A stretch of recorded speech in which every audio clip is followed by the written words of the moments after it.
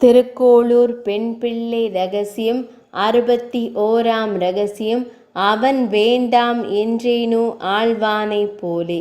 சாமி, போன கதையில் உடையவர் மேல்கோட்டையில் இருந்த சமயம் கூரத்தாழ்வார் திருவரங்கத்தில் இருந்தார் அல்லவா? அப்பொழுது அங்கே ஒரு சம்பவம் நடந்தது என்று ஆரம்பித்தாள் அந்த சின்ன பெண். காஞ்சி நகருக்கு பக்கத்தில் கூரம் என்ற ஊரில் பிறந்தவர் கூரத்தாழ்வார். இவருக்கு நிலங்கள் பல உண்டு. பெரிய செல்வந்தர். எல்லோருக்கும் அன்னதானம் செய்வார். கொடை வள்ளல். ஒரு நாள் காஞ்சிபுரத்தில் தேவப்பெருமாள் ஆலய கதவுகள் சாற்றிய பின் பெருமாளும் பெருந்தேவி தாயாரும் ஏகாந்தத்தில் இருந்தார்கள். பக்கத்தில் திருக்கஞ்சி நம்பிகள் விசிறிக் கொண்டிருந்தார். தடார் என்று ஒரு கதவு சாத்தும் சத்தமும் மணி ஓசையும் தூரத்தில் கேட்டது. தாயார், நம்பிகளே, நம் கோயில் கதவு சாத்தி வெகுநேரம் ஆகிவிட்டதே, இந்த கதவு நம் கோயில் கதவு சத்தத்தை விட பெரிதாக இருக்கிறதே என்று கேட்க, அதற்கு நம்பிகள், இது கூரத்தில் இருக்கும் கூரேசன் அரண்மனை கதவுகள் மூடப்படும் போது அதில் இருக்கும் மணிகளின் சத்தம். இப்போதுதான் அங்கே அன்னதானம் முடிந்திருக்கிறது என்றார். பெருமாள், கூரேசன் நம்மை விட செல்வந்தர் போலிருக்கிறதே என்றார் புன்னகைத்து கொண்டு. மறுநாள் கூரேசனை சந்தித்த நம்பிகள் முந்தைய நாள் நடந்த விஷயங்களை கூறினார். கூரேசன் சந்தோஷப்படவில்லை. செல்வன் திரளாக தனக்கு கிடைத்திருக்கும் இந்த அடையாளம் வேண்டாம், உடையவரின் சீடன் என்ற அடையாளமே வேண்டும் என்று தன் செல்வம் அனைத்தையும் மற்றவர்களுக்கு தானம் செய்துவிட்டு தன்னை விட 8 வயது இளையவரான தன் குரு உடையவரை நோக்கி திருவரங்கம் புறப்பட்டார். சாமி, செல்வம் வேண்டாம் என்று புறப்பட்டார் ஆழ்வான். இது அவருடைய முதல் வேண்டாம் என்று தொடர்ந்தாள் அந்த சின்ன பெண்.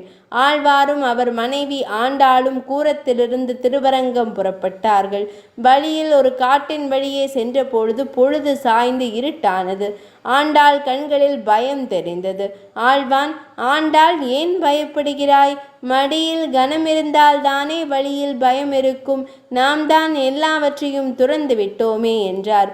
அப்பொழுது ஆண்டாள், தினமும் தாங்கள் அமுதுண்ணும் தங்க கிண்ணியை மட்டும் மடியில் வைத்திருக்கிறேன் உங்களுக்காக என்று மடியில் முடிந்து வைத்திருந்த கிண்ணியை வெளியே எடுத்தாள். ஆழ்வார் ஆண்டாளிடமிருந்து அந்த கிண்ணியை வாங்கி, இது நமக்கு எதற்கு, வேண்டாம் என்று அதை வீசி எறிந்தார். இப்போது பயம் போய்விட்டதா என்று தொடர்ந்து திருவரங்கம் நோக்கி நடந்தார்கள் என்று அந்த சின்ன பெண் கதையை நிறுத்தினாள். இது அவருடைய 2வது வேண்டாம், சரியா பிள்ளாய் என்றார் ஒரு சிஷ்யர். ஆம் சாமி என்று அவள் தொடர்ந்தாள்.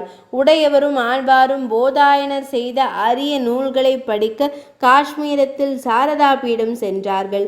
அங்கே இருந்த அரசன் இந்த நூல்களை நீங்கள் எடுத்து செல்லலாம் என்று அனுமதி அளித்தான். உடையவரும் ஆழ்வாரும் மகிழ்ச்சியுடன் அதை பெற்று கொண்டு திருவரங்கம் நோக்கி புறப்பட்டார்கள். ஆனால் சில நாட்களில் அவர்களை பின்தொடர்ந்து வந்த காஷ்மீரத்து பண்டிதர்கள் அதை ராமானுஜரிடமிருந்து பறித்து கொண்டார்கள்.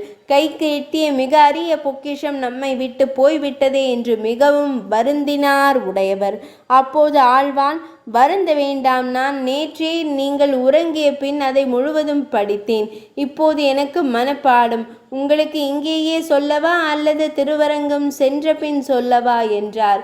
இது 3வது வேண்டாம், சரியா பெண்ணே என்றார் இன்னொரு சிஷ்யர். ஆம் சாமி என்று புன்னகைத்து கொண்டு அடுத்த கதையை ஆரம்பித்தாள் அந்த சின்ன பெண். இதற்கிடையில் கூரத்தாழ்வாருக்கு கண் பறிபோனது. சோழ அரசனுக்கு உடையவர் மீது கடும் கோபம். உடையவர் தொடர்புள்ளவர்கள் யாரையும் ஆலயத்திற்குள் விடக்கூடாது என்று உத்தரவு போட்டிருந்தான். திருவரங்கத்தில் ஒரு நாள் அரங்கனை சேவிக்க சென்றார் கூரத்தாழ்வார். கோயில் காவலாளி ஒருவர், நீர் ராமானுஜர் கோஷ்டியைச் சேர்ந்தவர் ஆயிற்றே, அதனால் உமக்கு கோயிலில் அனுமதி இல்லை என்றார். பக்கத்தில் இருந்த இன்னொரு காவலாளி, இவர் பெயர் ஆழ்வான், உடையவரை சேர்ந்தவர்தான், ஆனால் இவர் மிகவும் பண்பானவர், நல்லவர், சாது, இவரை ஆலயத்திற்குள் விடலாம் என்றார். இதை கேட்ட ஆழ்வான், நல்ல குணம் ஒரு ஆச்சாரியாரை அடைய உதவ வேண்டும். ஆச்சாரியரின் சம்பந்தம் பெருமாளை அடைய உதவும். ஆனால் நீங்களோ என் ஆச்சாரியர் ராமானுஜர் சம்பந்தத்தை ஒதுக்கிவிட்டு என் குணத்தால் பெருமாளை சேவிக்க அனுமதி அளிக்கிறீர்கள். ஆச்சாரியார் சம்பந்தம் இல்லாமல் எனக்கு பெருமாளே வேண்டாம் என்று திரும்பிவிட்டார் கூரத்தாழ்வான். ஆச்சாரியர் இடம்தான் உச்சம், ஆண்டவன் 2ஆம் பட்சம் என்று ஆழ்வான் போல நான் கூறினேனா? இல்லையே, அதனால் நான் ஊரை விட்டு போகிறேன் என்றாள் அந்த சின்ன பெண். பக்கத்தில் இருந்த சிஷ்யர், பெண்ணே, உடையவரும் அரங்கனை ஒருமுறை வேண்டாம் என்றிருக்கிறார் என்றார்.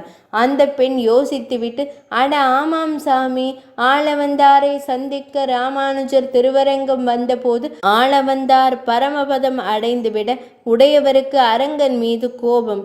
அப்போது அரங்கன் வேண்டாம் என்று சென்று விட்டார் என்றாள். அப்போது ஒரு சிஷ்யர், ஆழ்வான் கல்வி, குலம், செல்வம் என்ற செருக்குகளை வென்றவர் என்றார். அத்வைதம் வென்றேனோ எம்பெருமானாரை போலே என்றாள் அந்த சின்ன பெண். 61ஆம் ரகசியம் நிறைவடைந்தது.